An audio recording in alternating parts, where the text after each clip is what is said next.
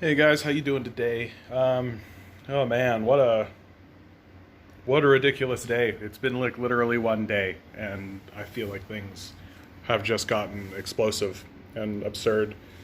Lots of masks falling off, lots of clear lines being drawn, lots of things that I would consider obvious becoming blatantly obvious. People cannot hide from it any longer. It's like right in your face.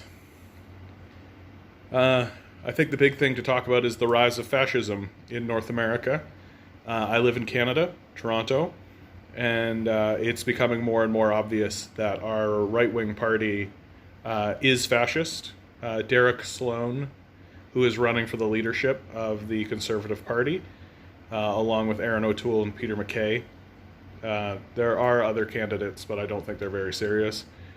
Um, and Derek Sloan basically agrees with Donald Trump turning Antifa into a terrorist organization.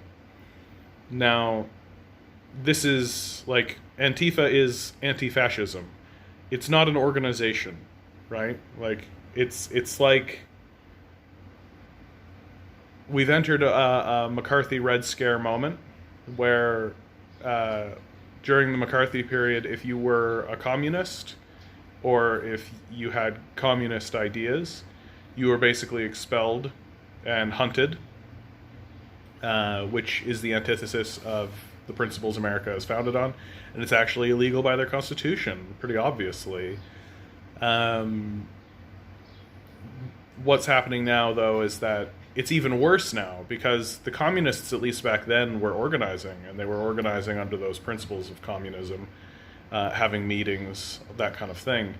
Uh, Antifa is not an organization, right? It's just a basic principle, and that basic principle is anti-fascism. To be an anti-fascist, I think, is a pretty normal idea. I think most people are anti-fascist. What's so dangerous about declaring Antifa a terrorist organization is that you can basically call anyone Antifa because most people are Antifa. Most people are anti-fascist. And it's extremely telling that the president is making a principle that is anti-fascist a terrorist organization because it's essentially him admitting that he is fascist. Which is obvious. You just need to take a look at what's going on in the States right now to realize that it's plunging itself into a fascist state pretty quickly. Um, well, and I make the argument that it always was, and it has been for decades. But now the masks are coming off, and instead of pretending that it might be something that it isn't, it is absolutely a fascist state. And I think you'd have to be completely blind to even attempt to make the argument that something else was going on. I'm going to pause for a minute here just so you guys can see what I'm dealing with here on this end. Here's this little guy. Here's this little pugger. Isn't he the cutest? I'm doing this recording, right? And he's just looking at me like, oh, you could love me. You could love me. Love me. And I'm like, yeah, I could love you. Little cuteness to break up something that's actually quite serious. So here in Canada, Derek Sloan basically sides with the fascists, says that he also would declare Antifa a terrorist organization, something that's not exactly like we don't exactly have the precedent for that sort of thing here in Canada. Like we didn't join the war on terror the same way. Like we didn't invade Iraq, that kind of thing. The and the other members of the Conservative Party, it's not like they're jumping out um, to denounce this kind of heinous action that Derek Sloan has done. Uh, Derek Sloan, of course, he's a complete racist in the party.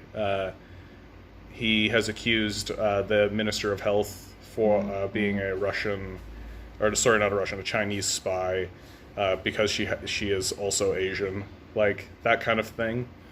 He's the kind of guy who wants to call it the China virus.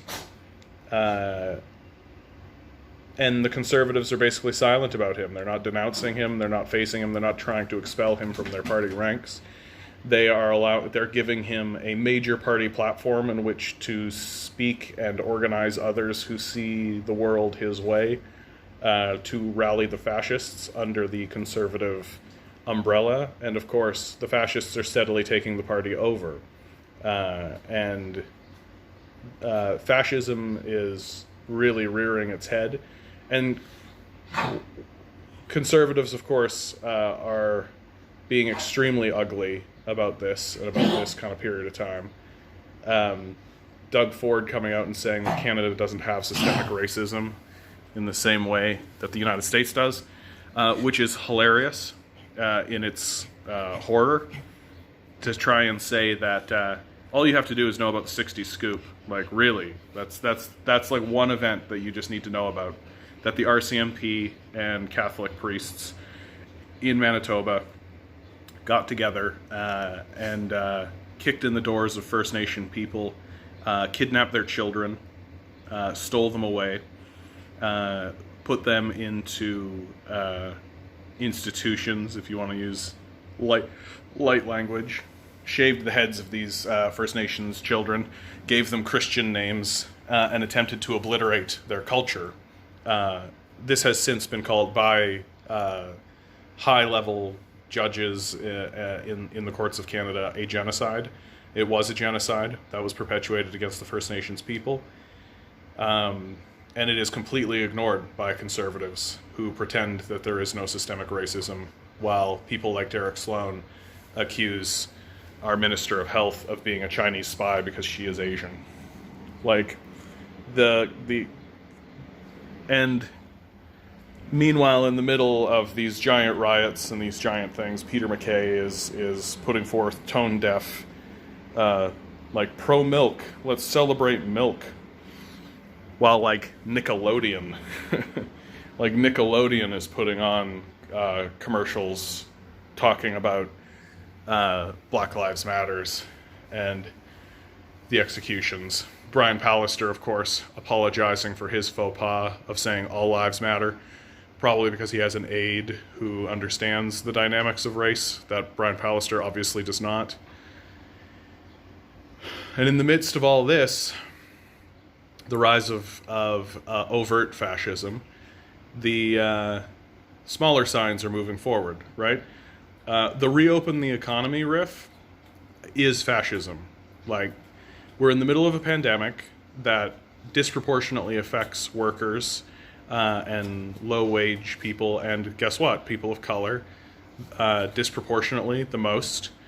And instead of making the rational choices in order to stem the spread of this infection, Doug Ford is simply going ahead with it and reopening the economy while pretending as though he is compassionate, right? Like, the one thing I'll give Doug Ford is that he's a good actor, right? He's an exceptional liar, an exceptionally good con man. How he can continuously con people and then still stand in front of them and continue conning them, and they go along with it, is actually very impressive. People continuously fall for his grift. And now that we don't have a left-wing media in Canada, now that the media is almost exclusively conservative-owned, there is no actual outlet in the corporate space to actually stand up and be like, oh wait, this guy's a con man. Like, he's a grifter, obviously. And so you'll never actually hear that, right? No one will actually even float the idea that Doug Ford is a fascist, even though he completely is. And of course, to lump in all of this, right, the Liberals are showing that they are completely spineless. There is a rising fascism that is overtaking the country. It is here in Canada. You can see it. It is obvious. And when Justin Trudeau is questioned directly about it, he remains silent for 21 seconds before giving some banal, vanilla, generic, liberal response. because that's what liberals do, right? They're really good at giving banal, general responses that don't actually do anything and seek to ameliorate all sides, right? Seek to placate, rather, all sides, right? Because, oh, well, the leftist can't get mad because he addressed the issue, even though he didn't, and the right wing can't get mad because he didn't condemn them, even though he should, obviously, but he's too much of a coward to do that. And Justin Trudeau's cowardice is going to be on full display when the CERB runs out. CERB is set to run out mid-July, and just in time for a second wave of a pandemic, which we are setting ourselves up for. And I think it's actually extremely likely, given the Trudeau government's kind of history of half measures and history of capitulation to corporate power, that I think it's extremely likely that when it comes time to either even extend the CERB or maybe, hey, crazy idea, pass a basic income, he's simply not going to do it. He's simply going to listen to the corporate lobbyists that fund his payroll, and he's going to go ahead.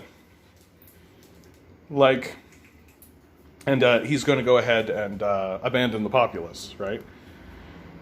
So we're going to be faced with the same crisis that existed in the United States. We're going to be faced with the same problems that happened there, which is the mass unemployment, right?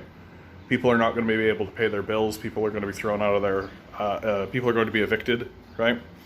The conservative premiers are not going to prevent that, because I have become more and more convinced that they aren't actually interested in anything except the spread of suffering. They're certainly not interested in listening to evidence or facts. They're certainly not interested in listening to reason. They're certainly not interested in even lowering costs for themselves, right? Like, what they are doing is going to cost them more in the long run. Absolutely. If they are thinking about the long run at all. And so the only option left for these people is that they are interested in spreading misery. That's what they want to do. I think that they get off on the power it gives them, right? The suffering of others causes them pleasure. And I think that that's basically where we're at. I don't think that we are in a position where conservatives are thinking in a rational space. I think that they want power so that they can abuse it and hurt others. That's what I think they want. Because that's all they've ever done, right? And I shouldn't say that's all they've ever done. Like, one of the interesting and very strange things that I think about all the time is, like, Stephen Harper passed the child care benefit, right? He's the reason we have the child care benefit, which gives us a phenomenal backing for something like a basic income. Because I think he was actually, as much flack as Stephen Harper gets, and he should take a lot of flack because he was wrong about 99% of the stuff he talked about, because ultimately he's a neoliberal. The policies he passed that have nothing to do with neoliberalism, that are just rational things, like a child care benefit, work. And so, I mean, we're in this period where... Sorry, my little guy's distracting me. He wants peanut butter. Yes, he does. He wants peanut butter. Yes, he does.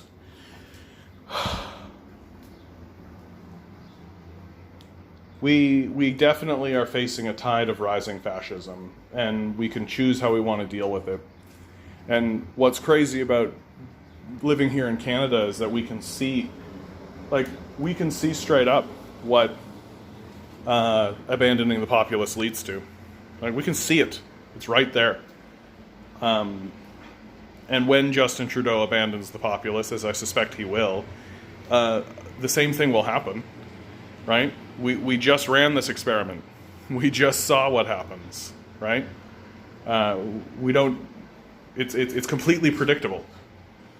And when the CERB ends and when they do nothing to extend it, because all they care about is corporate power, because they're cowards. We're going to see it happen here as well. All right, my little guy, he's getting snorty. That means he's in distress. Good luck, guys. Fight the fash. I am anti-fascist, so police officers of the world, come and round me up, because I know that's what you're starting to do, right? When you have these curfews, I know what you're doing. It's obvious. Good luck.